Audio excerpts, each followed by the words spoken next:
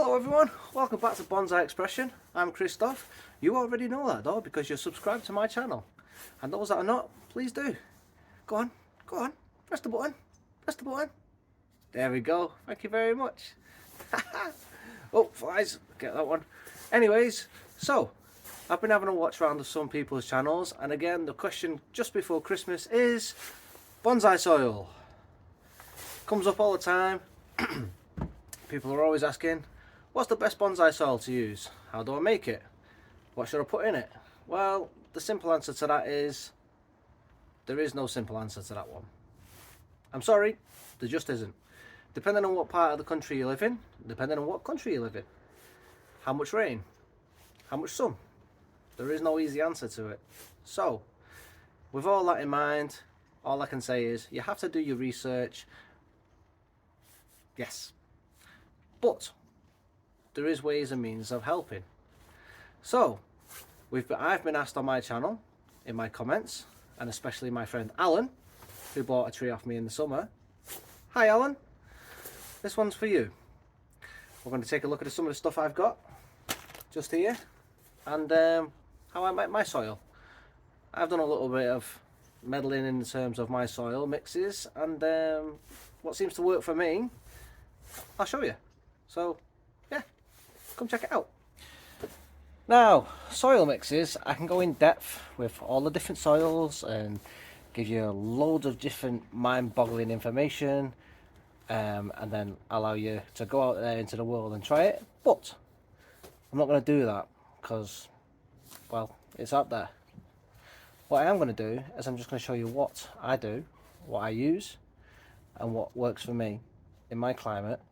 And I'll talk to you what my climate is. So, I live in the northwest of England. So, in the winter, it's very rainy. We can get down to about -6 degrees, and that's generally where we're at on a normal year. It's quite cold, but it's usually around about -3 as a general rule of thumb. Yeah, in the winter, it's wet and it's cold. In the summer, we can get we usually get around about 26 degrees, and if it's really hot we get to about 30,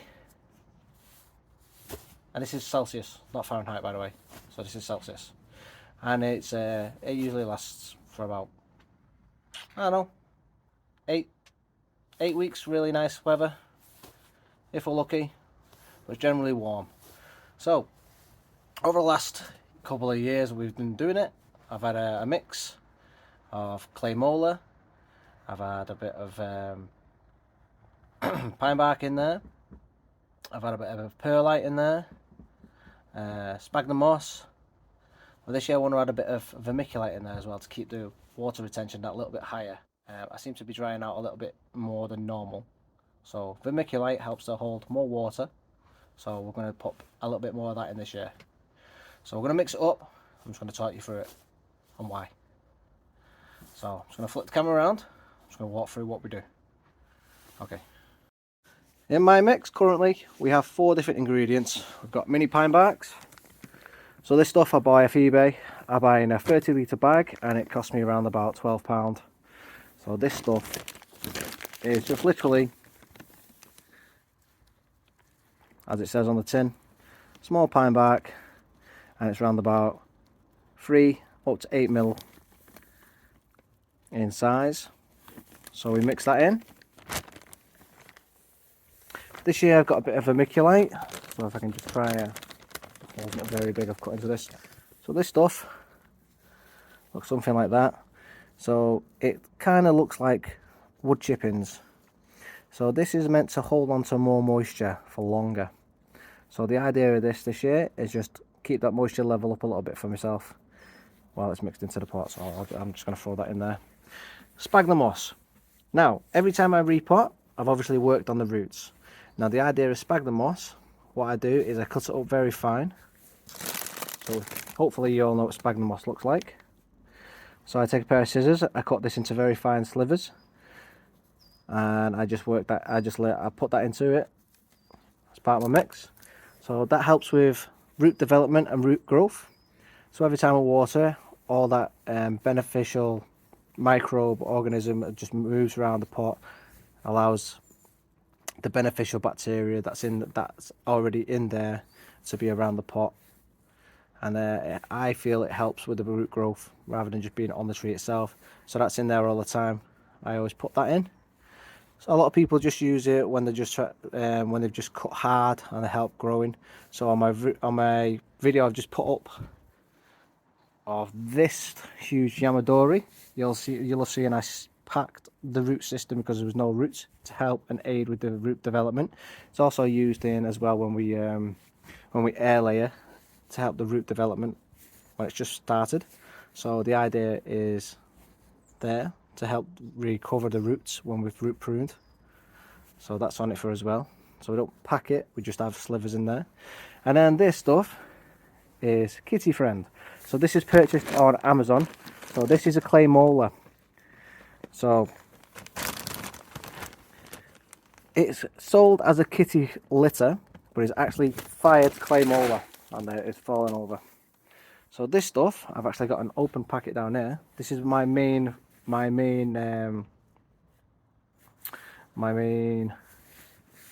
actually I've got some here. So you'll see all this orange stuff. This is the main ingredient that I use. So there you go.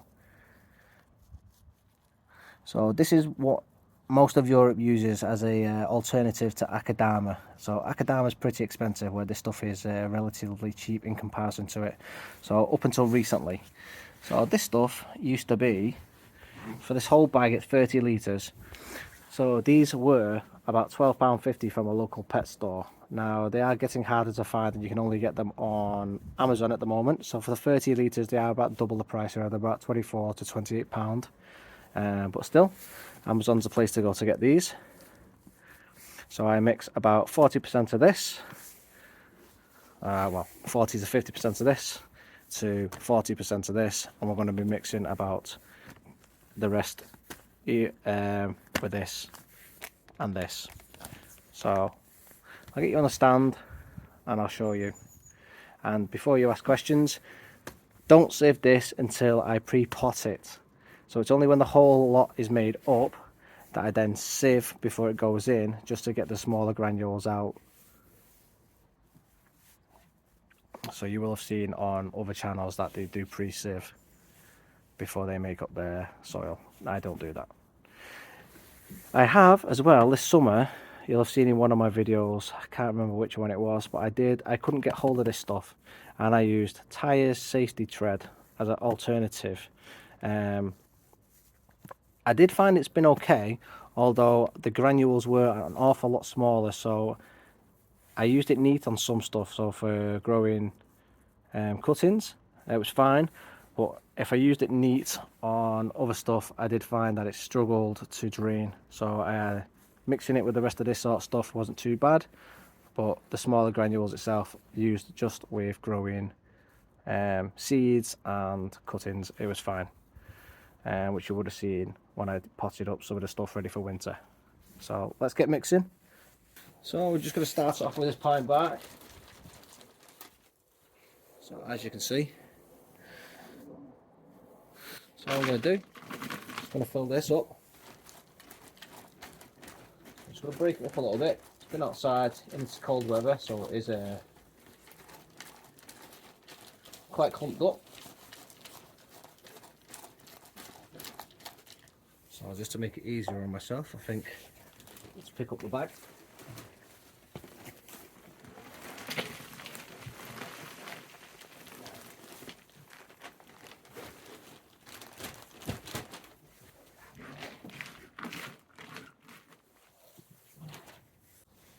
Yeah, I'll move this one out of the way.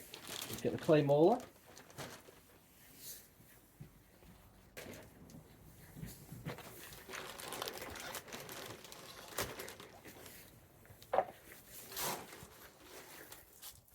So this is what the clay molar looks like when it's dry, compared to as you've seen before when it was wet.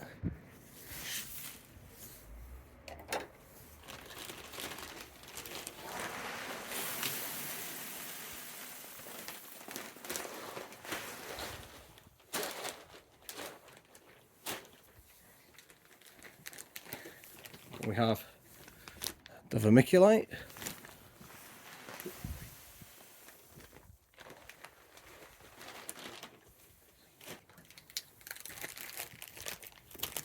When it comes to the sphagnum moss,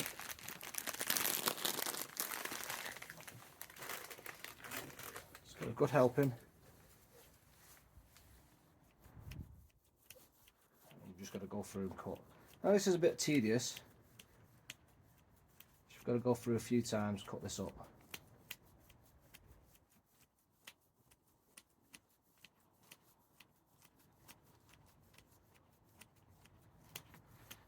Just remember, when you're doing this, watch your fingers.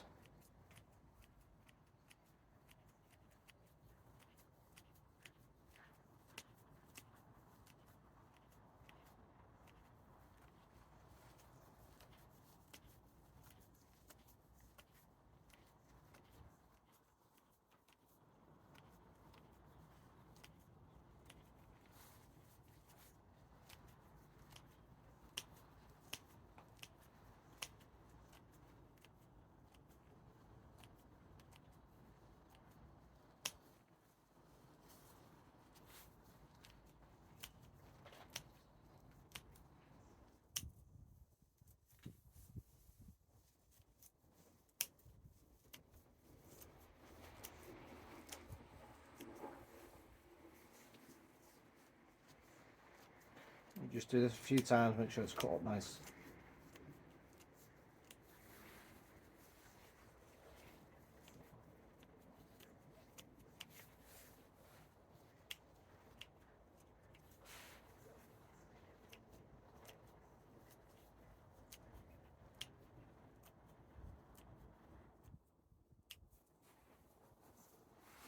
Like I say, watch your fingers when you do this.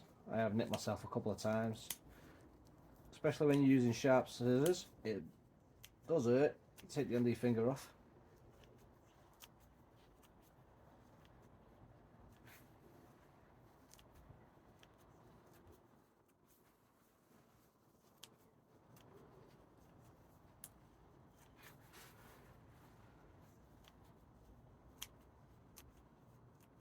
Now there is some information on the internet that says this sphagnum moss has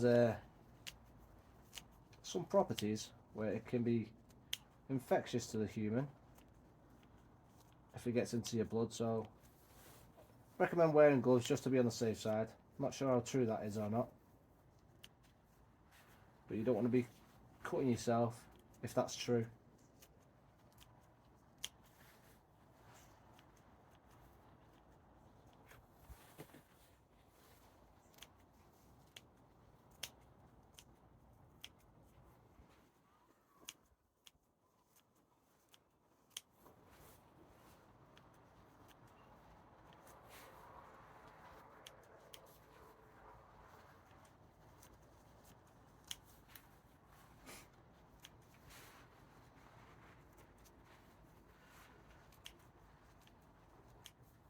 Now one of the big reasons as well for using pine bark and the sphagnum moss is the clay molar itself is an inorganic substrate, which means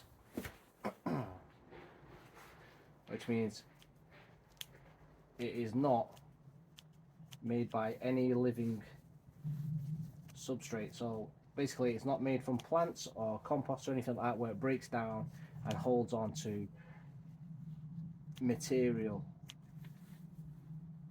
that feeds the plant itself, so that it cannot give any sort of fertilizer to the trees. So we have to provide fertilizer. So the pine bark itself and the sphagnum moss is an organic substrate, so it can provide the tree with nutrients, and it can also hold on to nutrients when we do provide the tree with additional nutrients through fertilizers. So I'm giving the tree the best of both worlds with inorganic and organic substrates.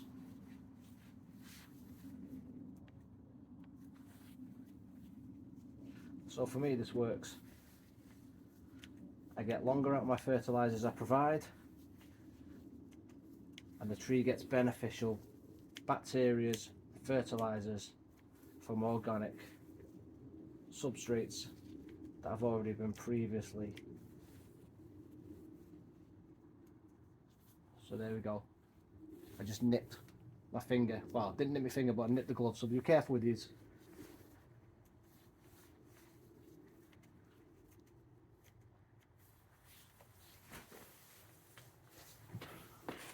Okay, so sphagnum moss itself is now at a reasonable size.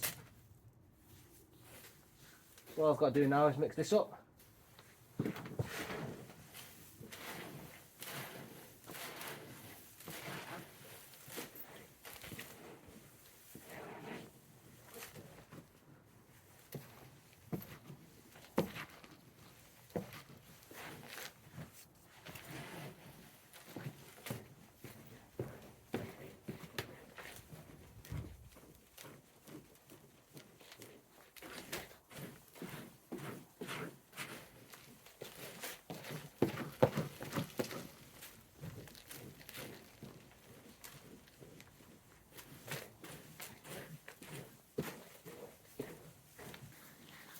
Get you in nice and close.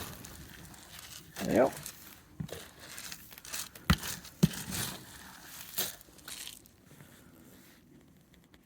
So you've got a nice mix there, so you can see bits of sphagnum moss just in there, all the pine bark, clay molar, little bits of vermiculite in there. Hopefully that'll hold some more water. It'll drain nicely, giving plenty of aeration to the roots. You know, a mixture of organic and inorganic. So the clay molar themselves are very porous. They will hold on to some fertilizers as well and water. The thing is with the likes of the pine bark, the more you fertilize that with liquid fertilizer as well, and it soaks in, it'll continually to soak and hold all that liquid fertilizer as well, because I do like to use liquid fertilizer, especially the liquid seaweed. Check out my fertilizer videos.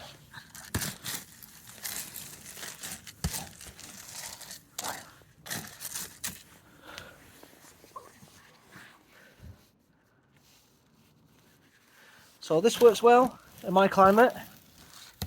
So if you're in the UK or in a climate close to the UK, this sort of mix will work quite well for you.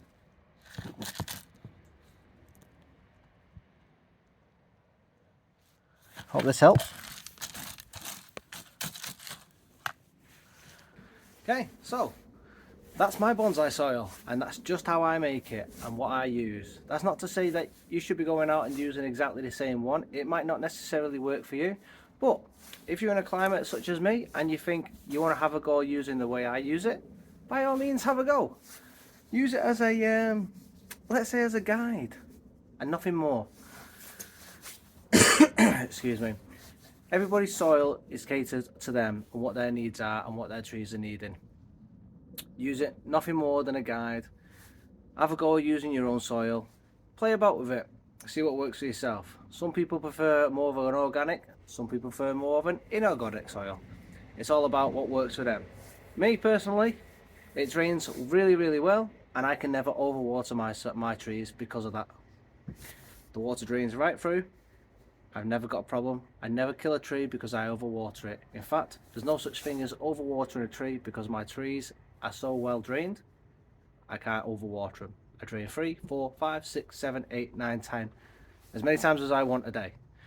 They just don't all get overwatered.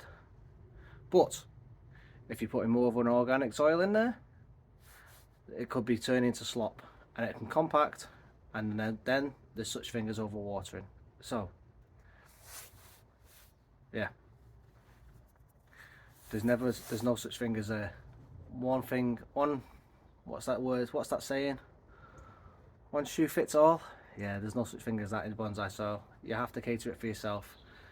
The likes of the countries like India, they use an organic soil because it's so hot over there, they have to use like a muddy soil, otherwise they dry out too fast. So just take everything with a grain of salt, especially the information that's provided out there.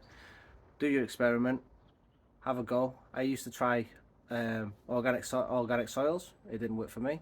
I used perlite, didn't like it. It was too light. I used to water it, it'd flow over, and I'd have no soil left. So anyway, have a go with your soil. As I say, by all means, take my advice and have a go. If this is something you think it's right for you, have a look. Anyway, if you found it informative, please leave a like, leave a comment down below. How are you getting on with your soil? As I say, there's a lot of information out there, and this subject's a minefield. Anyway, let's get back to some normality maybe next week, something that's a little less controversial. And I will, yeah, have a good day, and I'll see you in the next one. Bye everybody. Hope this helps.